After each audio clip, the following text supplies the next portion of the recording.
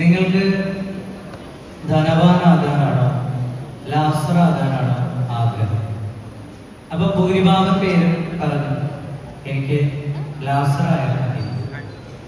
നമുക്കെല്ലാവർക്കും സ്ഥിരപരിചിതമായ ഉപമയാണ് ധനവാന്റെയും ലാസറിന്റെയും. അങ്ങനെ അധ്യാപകൻ ഓരോരുത്തരുടെ അടുത്ത് എഴുന്നേറ്റ് നിർത്തി ചോദിക്കണം, നിനക്ക് ആരാകണം, ലാസറോ ധനവാനോ? അങ്ങനെ ഓരോരുത്തരും പറഞ്ഞു. അവസാനം ഒരു കുട്ടി മാത്രം പറഞ്ഞു, എനിക്ക് ഭൂമിയിൽ ജീവിക്കുമ്പോൾ ധനവാന, സ്വർഗത്തിൽ പോകുമ്പോൾ ലാസറുമാണ്. മിശിഹായ ഏറെ സ്നേഹം നിറഞ്ഞ ജനിച്ച പ്രിയമുള്ള കൂട്ടുകാരെ, നേരത്തെ കേട്ട കഥാഭാഗത്തിൽ നിന്നും ഒരു കുട്ടിയുടെ, അവസാനം പറഞ്ഞ കുട്ടിയുടെ മനോഭാവമാണ് പലപ്പോഴും നമ്മൾ ഈ ലോകത്തിലായിരിക്കുമ്പോൾ ധനവാനെ പോലെ ജീവിക്കണം, മരിക്കുമ്പോൾ ലാസറിനെ പോലെ ജീവിക്കണം. എപ്പോഴും സന്തോഷം മാത്രം, സാമ്പത്തിക അഭിവൃദ്ധി മാത്രം. അങ്ങനെ സന്തോഷത്തിന്റെയും സമ്പത്തിന്റെ അതിപ്രസരത്തിന്റെയും സന്തോഷങ്ങളിലേക്ക് മാത്രം ചുരുങ്ങിപ്പോകുന്ന ഒരു അവസ്ഥയെ കുറിച്ച് ഇന്നത്തെ സുവിശേഷത്തില് നമ്മെ ഈശോ ഓർമ്മപ്പെടുത്തുകയാണ്. ധനവാൻ അവൻ ലാസറിനെ തന്റെ ഭവനത്തില് ആയിരിക്കാൻ സമ്മതിച്ചെങ്കിലും ധനവാന്റെ പ്രശ്നം എന്തായിരുന്നു? സഭ രണ്ട് തരം പാപങ്ങളെ കുറിച്ച് പറയുന്നുണ്ട്. Sin of commission, sin of omission. ഒരു പാപം പ്രവൃത്തിയിലൂടെ സ്വതന്ത്രമായ മനസ്സോടെ പൂർണ്ണമായ അറിവോടെ ഒരു തിന്മ ചെയ്യുന്നത്, അതിനെയാണ് സിൻ ഓഫ് കമ്മീഷൻ അല്ലെങ്കിൽ മനഃപൂർവ്വം ചെയ്യുന്ന തിന്മ എന്ന് പറയുന്നത്.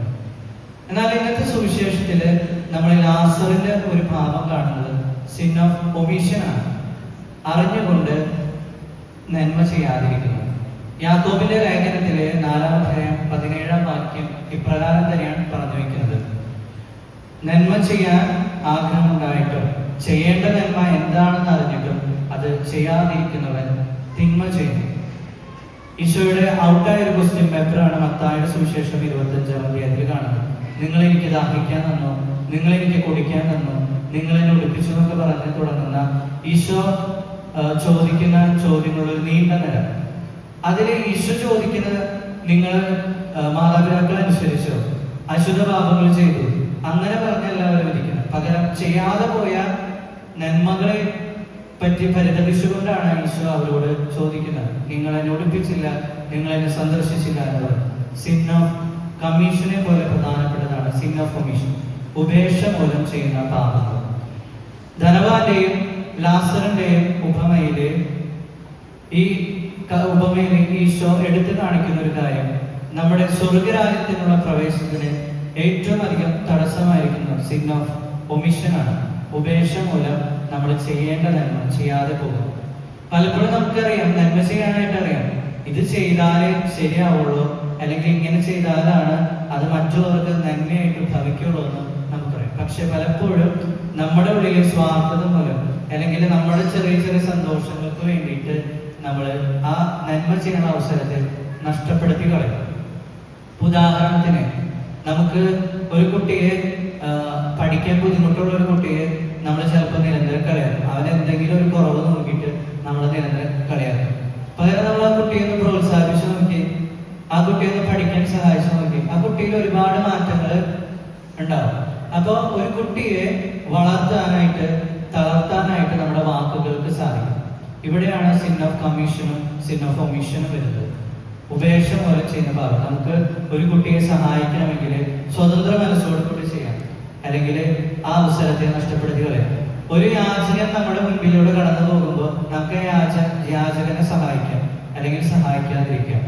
സഹായിക്കാതിരിക്കുമ്പോൾ അവിടെ എന്തായിട്ടാണ് മാറുന്നത്? സിൻ ഓഫ് ഒമിഷൻ, ഉപേക്ഷ മൂലം അവിടെ ഒരു പാപം ചെയ്യുന്നു. ഇനി നമ്മൾ ദേവാലയത്തിൽ വന്നു നമുക്ക് ദേവാലയത്തിൽ നിശബ്ദരായിരിക്കാം. ഇന്ന് തുടക്കത്തിൽ കുർബാനയുടെ ആരംഭത്തിൽ കുറെ പേര് വർത്താനം പറയും. നമുക്ക് കയറുമ്പോൾ തന്നെ ഓട്ടോമാറ്റിക്കലി സൈലന്റ് ആയിട്ട് ഈശോയുടെ സന്നിധിയിലായിരിക്കും.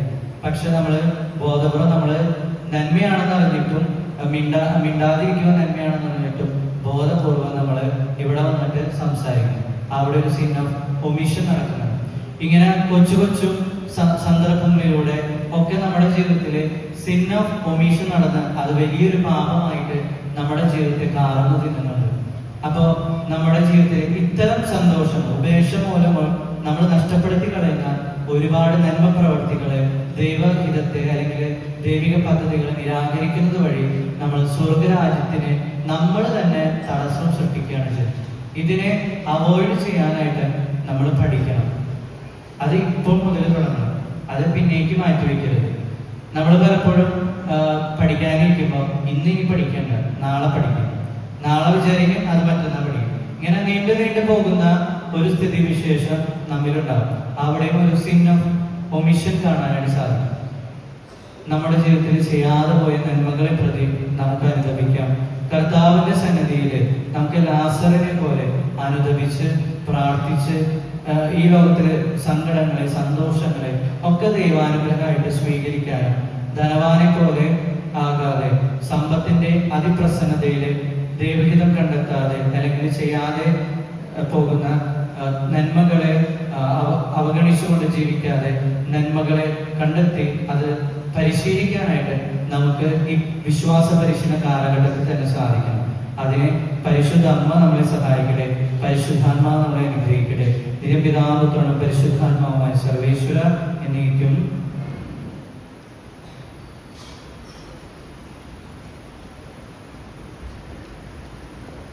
വിശേഷങ്ങളുടെ പ്രാരംഭകാരന്മാരും